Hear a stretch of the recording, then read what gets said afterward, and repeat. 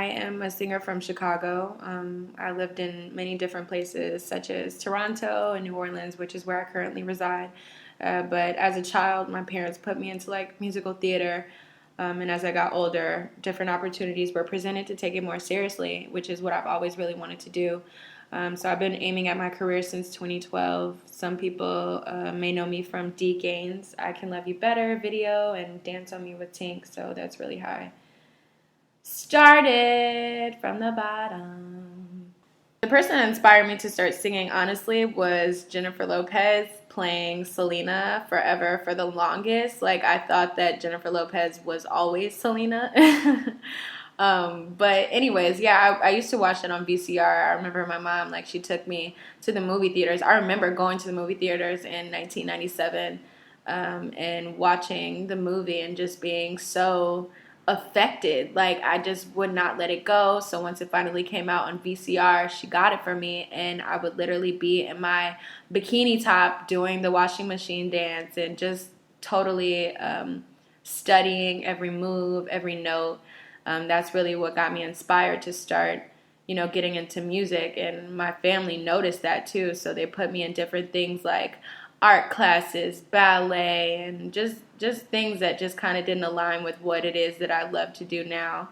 Although I do love those things, but I did not shine in those areas. But then when they put me in theater and musical theater, that's when I really found my niche. So once Beyonce's Dangerously in Love album came out, I mean, I liked her, like, in Destiny's Child, but I don't really remember me being too much into Destiny's Child like that until maybe Cater to You album that came out after Dangerously in Love. So yeah, Dangerously in Love, like, did it for me. Studied everything. My mom, she wanted to like hide the album away from me because there were definitely some, sexy songs like Naughty Girl and Speechless. And here I am, like, what, 8 to 10 or something like that, singing those songs. So yeah, they inspired me. Selena and Beyonce. I think I kind of always knew as a little girl, I just had this big fantasy of being a big superstar. But when I finally put my foot forward and really started doing things, that was my first year of college. Classes were just not inspiring at all. I just really did not enjoy school. But, the time spent, instead of doing homework, I was literally working on YouTube covers and recording in my garage band and trying to, like, songwrite. And that was like my early stages or whatever. And then finally I just, had a conversation with my family, just letting them know that I was just, really kind of lost with school. I really didn't see the purpose of it at that time. So I just really wanted to venture out and just live and figure out how to make it into something bigger. And then eventually I caught a lot of attention from a cover that I did, a rap cover actually, which was kind of like a parody, but just having fun with friends, and ended up getting the attention of Tiny, which is T.I.'s wife, and she was organizing, getting a girl group together. And so they had me fly out to Atlanta. And so just seeing that atmosphere and the potential and that opportunity just really let me know that I had, like, a light in me and that I could go all the way. So although the girl group didn't make it, they wanted to focus on doing a solo career with me. But, some things didn't end up working out because of just, organization or whatever like that, and just the distance. So I just ended up, continuing to move forward and finding a way in my solo artistry. And yeah, that's how it happened. My project, Never Too Late, honestly, even the title within itself, that is like, the most immediate, the best way to describe the project and the storyline of the project, because that's exactly how I felt once I came up with the name, which was probably 2 years later than that I had recorded those songs. These songs are over a course of from 2013 till now.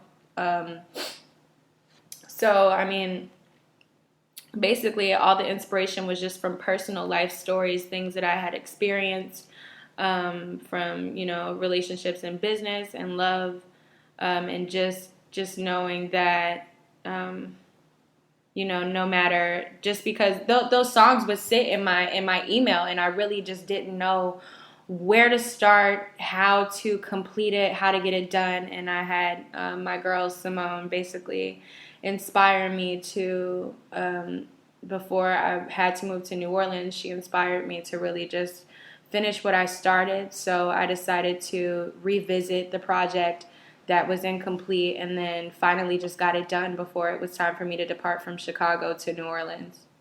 I feel like I've grown so much than when I first started. I think I've really learned patience, even though I still have problems with that because I'm always so eager to just get something out there, or just, kind of jump into things head first. But I've learned patience. I have grown as an artist when it comes to my pen. My pen game has gotten a lot better.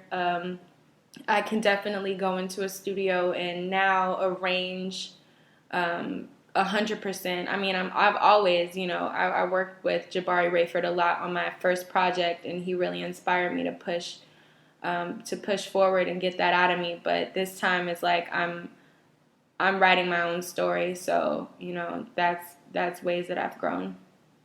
I don't really like to compare, with other artists and so forth, because I feel that at this time, in this time of music, a lot of artists are becoming aware of where it all started and where slowly but surely, turning the ball and getting music back to music. And it's, the way that it just first started. Like, I'm hearing a lot more instruments now, and those are things that I'm trying to incorporate for my new project. I would really like to collaborate with Daniel Caesar. He's really dope. Anderson .Paak is so sick. Ro James is really cool too. I would even take it back to Kim. But my dream collaboration has always been Maxwell.